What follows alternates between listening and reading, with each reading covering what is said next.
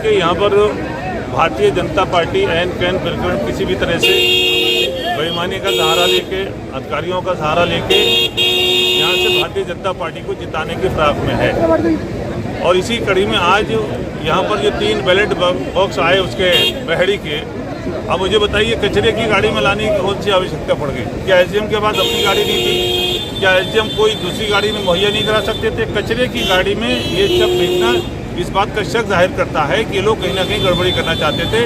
हमारे कार्यकर्ताओं ने पूरे सजग प्रहरी बन के उनको पकड़ भी लिया, रोक भी लिया।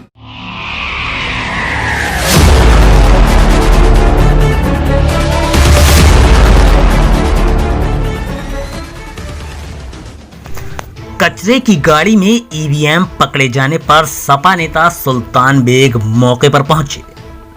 आपको बता दें कि मतगणना में महज 1 दिन का समय बाकी है और तमाम चैनल के एग्जिट पोल की माने तो उत्तर प्रदेश में समाजवादी पार्टी अपनी सरकार बनाने में नाकाम होती नजर आ रही है। लेकिन आज बरेली जिले के परसाखेड़ा स्थित मतगणना स्थल पर एक ऐसा अजूबा सामने आया जिससे समाजवादी पार्टी में तहलका मच गया। जी हां, चौंकिए नहीं। आपको बता दें कि बरेली जिले में दूसरे चरण का मतदान 14 फरवरी को संपन्न हुआ था, जिसके बाद सभी ईवीएम मशीन को परसाखेड़ा स्थित एफसीआई के गोदाम में रख दिया गया था। जिसके बाद से लगातार समाजवादी पार्टी के नेता और कार्यकर्ता स्ट्रांग रूम के बाहर अपना कैंप और सीसीटीवी कैमरे के जरिए ईवीएम पर निगरानी रख रहे हैं। और अभी 2 दिन पहले ही समाजवादी पार्टी के नेताओं ने प्रशासन द्वारा उनके सीसीटीवी कैमरे हटाए जाने का विरोध किया था। लेकिन आज अचानक इससे भी बढ़कर मामला सामने आया। आज शाम 4 बजे करीब परसाखेड़ा स्थित एफसीआई के गोदाम के गेट पर बहेड़ी नगरपालिका परिषद की कचरे की गाड़ी बक्सों के अंदर बैलेट पेपर मिलने से हड़कंप मच गया, जिसके बाद सपाइयों ने अपने बड़े लीडरों को इसकी जानकारी दी। इसी बीच एक और ट्रक बक्से से लाद कर गेट पर आ पहुंचा, जिसके बाद सपाइयों ने उसे चारों ओर से घेर लिया और चेक करने पर बक्सों के अंदर बैलेट पेपर मिले। जिसके बाद समाजवादी पार्टी के सभी प्रत्याशी मतगणना स्थल पर पहुंच गए। 119 मीरगंज विधानसभा से समाजवादी पार्टी से चुनाव लड़ने वाले पूर्व विधायक सुल्तान बेग भी मौके पर पहुंचे और उन्होंने कहा कि जनता ने अपना वोट समाजवादी पार्टी को दिया है, लेकिन भाजपा के लोग प्रशासन का सहारा लेकर गड़बड़ी करा रहे हैं। उन्होंने कहा कि कचरा फेंकने वाली गाड़ी का सहारा क्यों लिया गया, मतलब साफ है कि बेईमानी करना चाहती है भाजपा। सुल्तान बेग ने साफ कहा कि 10 मार्च को अखिलेश यादव मुख्यमंत्री बनने जा रहे हैं और भाजपा बेईमानी का सहारा लेकर सत्ता पर कब्जा करना चाहती है, लेकिन हम किसी भी तरह की बेईमानी नहीं होने देंगे। यहाँ पर Bharatiya Janata party N can प्रकरण किसी भी तरह से बेईमानी का सहारा लेके, अधिकारियों का सहारा लेके यहाँ से भारतीय जनता पार्टी को जिताने की फिराक में है। और इसी कड़ी में आज यहाँ पर जो 3 बैलेट बॉक्स आए उसके बहेड़ी के, अब मुझे बताइए कचरे की गाड़ी में लाने की कौन सी आवश्यकता पड़ गई? क्या एसडीएम के पास अपनी गाड़ी नहीं थी? क्या एसडीएम कोई दूसरी गाड़ी में मुहैया नहीं करा सकते थे? कचरे की गाड़ी में ये सब भेजना इस बात का शक जाहिर करता है कि लोग कहीं ना कहीं गड़बड़ी करना चाहते थे।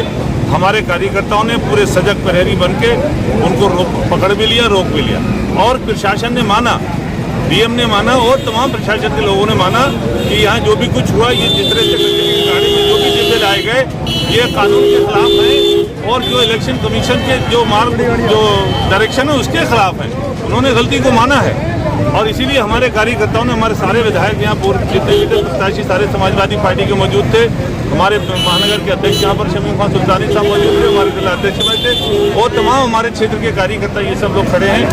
हज़ारों की तादाद में यहाँ से लेके पूरी सड़क भरी है आज, सिर्फ इसलिए कि हम लेकिन किसी भी हालत में एक भी वोट की बेईमानी नहीं होने देंगे, चाहे कुछ भी हो जाए। और इस वक्त पूरे उत्तर प्रदेश के अंदर और खासतौर से बरेली में एक विधानसभा में समाजवादी पार्टी जीत रही है और इसलिए भाजपा के लोग बौखला हुए हैं। अपने आप तो कुछ कर नहीं सकते, बैलेट से हार चुके हैं, ईवीएम से हार चुके हैं, वोट से हार चुके हैं। अब ये सरकारी मशीनरी का दुरुपयोग करके यहाँ से किसी न किसी तरीके से यहाँ से भाजपा को जिताने के फिराक में है। इसलिए हम किसी भी हालत में अब इनकी बेईमानी नहीं चलने देंगे, इनकी मक्कारी नहीं चलने देंगे और कहीं भी गड़बड़ी करने की कोशिश करी तो हर हालत में उसका कड़ा विरोध किया जाएगा। और इस संबंध में हमने लखनऊ भी बात कर ली है, लखनऊ भी हमने राष्ट्रीय अध्यक्ष जी को भी मैसेज कर दिया है, हमने प्रदेश अध्यक्ष जी को भी मैसेज कर दिया है। तमाम हमारे जितने भी पदाधिकारी हैं, हमारे बड़े नेता हैं, प्रोफेसर राम गोपाल जी, उनको भी मैसेज कर दिया हम लोगों ने कि जहाँ भी जो भी कुछ हुआ, और इसमें राष्ट्रीय अध्यक्ष जी ने प्रेस भी कर दी अभी। तो इसलिए अब इनकी कोई बेईमानी नहीं चलेगी। समाजवादी पार्टी 10 तारीख को यहाँ से जीत के निकलेगी। जीत का झंडा फहराने के बाद यहाँ से उत्तर प्रदेश का मुख्यमंत्री अखिलेश यादव को बनाने का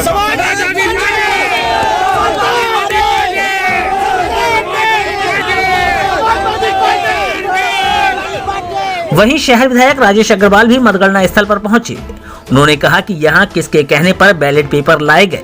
शायद बैलेट पेपर का इस्तेमाल पोस्टल बैलेट के रूप में किया जाना था और हम दूध का दूध और पानी का पानी कर देंगे। अब सवाल ये उठता है कि आखिर किसकी शय पर कचरे की गाड़ी से बैलेट पेपर लाए गए। बरेली से अतीक अंसारी की रिपोर्ट। अग्रवाल साहब, आज यहाँ मतगणना स्थल पर आए हुए हैं, क्या मामला है, क्यों आना पड़ा? देखिए, हम दोपहर से यहाँ पे हैं।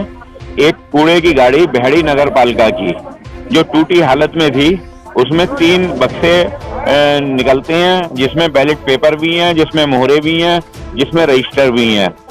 सवाल ये उठता है कि इतने इम्पोर्टेंट डॉक्यूमेंट क्यों आए? अगर आए तो कूड़े की गाड़ी में क्यों आए? उसे बाकायदा किसके आदेश पे लाया गया, ये भी जानकारी नहीं मिल रही।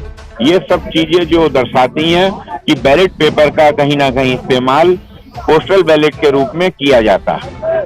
जानना चाहेंगे, अभी आप अंदर से आला अधिकारियों के साथ मीटिंग जो चल रही थी, उसमें क्या निर्णय निकाला गया है और क्या बात हुई है? आला अधिकारी सब मान रहे हैं ये गलत हुआ है, नहीं आना चाहिए थे ये बक्से।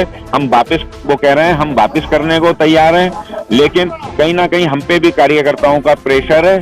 हम दूध का दूध, पानी का पानी चाहते हैं। जो भी इसमें दोषी हैं उनके खिलाफ कार्रवाई चाहते हैं। तो क्या समाजवादी पार्टी FIR कराएगी? देखिए, अकेले मेरे कहने से कुछ नहीं होगा। हमारा संगठन है, हमारे और साथी हैं जो चुनाव लड़ रहे हैं। जैसा वो निर्णय लेंगे हम उनके साथ हैं।